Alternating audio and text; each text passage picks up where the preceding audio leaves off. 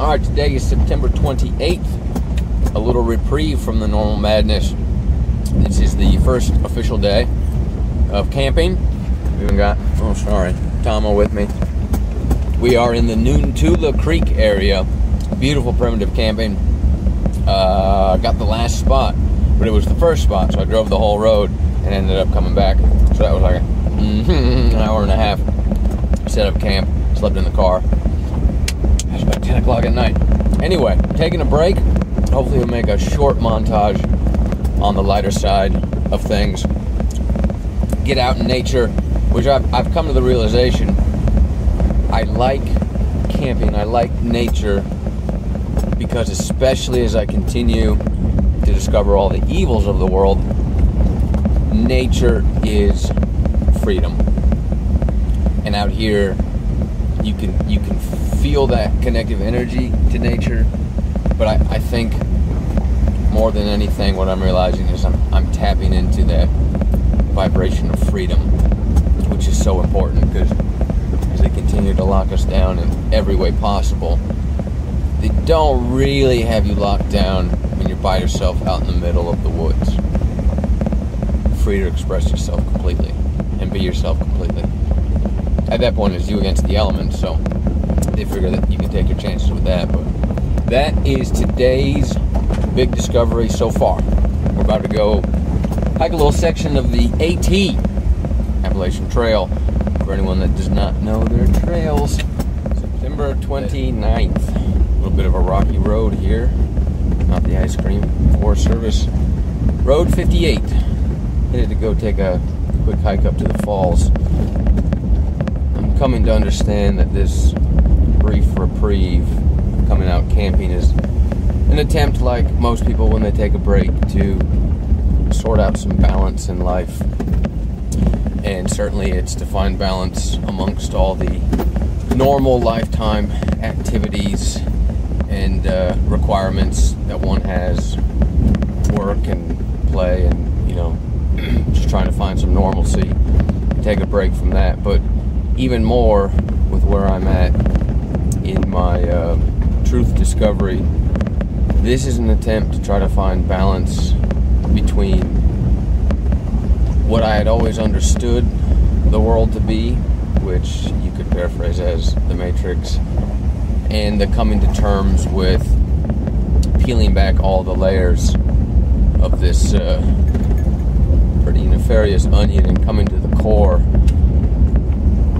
of truth.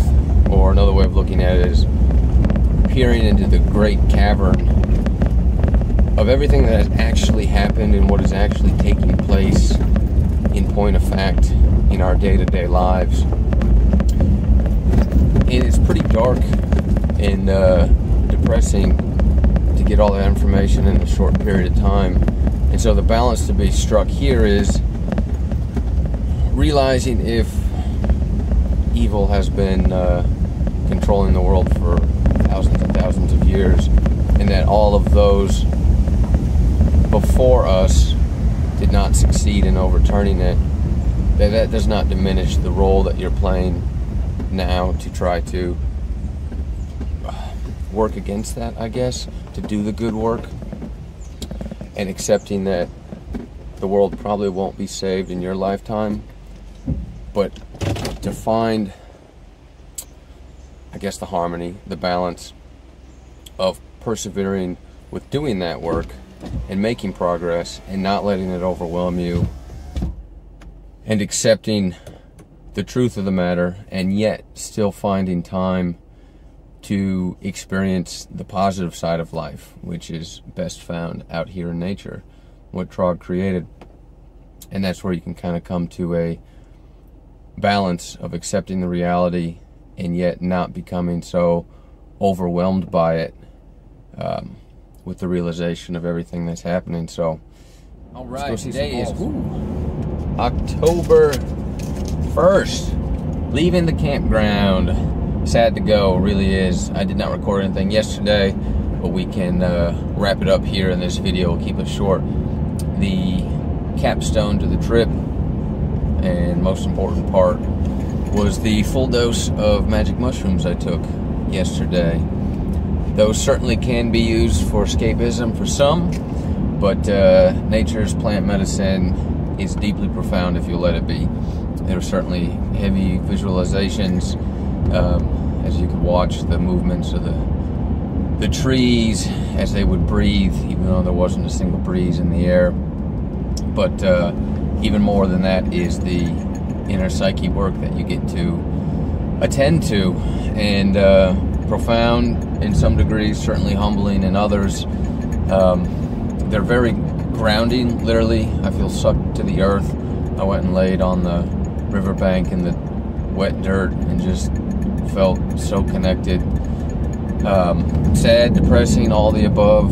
Probably cried on 5 or 6 separate occasions as things came up. Nothing came up for me that wasn't already on my mind of everything I'm trying to sort through, and it's a lot. And it's all kind of started happening in the last 6 months. The biggest piece is related to the amount of knowledge and truth that I've uncovered in these last 4 to 6 months, and trying to sort through how to digest it, unpack it, what to do with it, how to take action, how not to feel overwhelmed, especially that part, how to reconcile the fact that most everything you've come to know is more or less a big lie, and knowing what you can do about it, not becoming overwhelmed by the acknowledgement of the amount of evil that's in the world,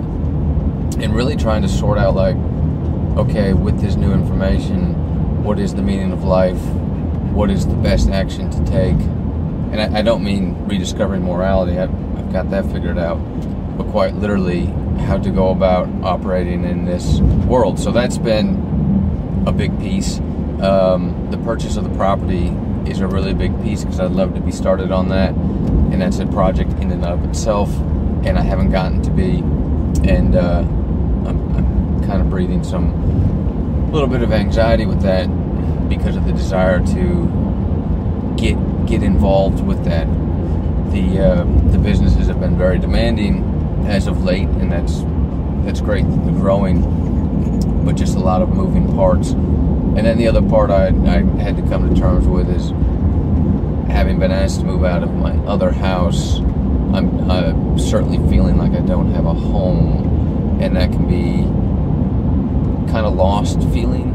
I certainly have a place to go back and sleep and eat, but it's not my home, and my inner self, my subconscious certainly knows that and is picking up on that, and that's probably where some of the crying came from. So that could be, even related to something deeper than that. In a past life, I certainly had a home as a kid. The good part was, this morning I went back and watched TV, which means I sat by the creek. I found like 5 or 6 different spots yesterday.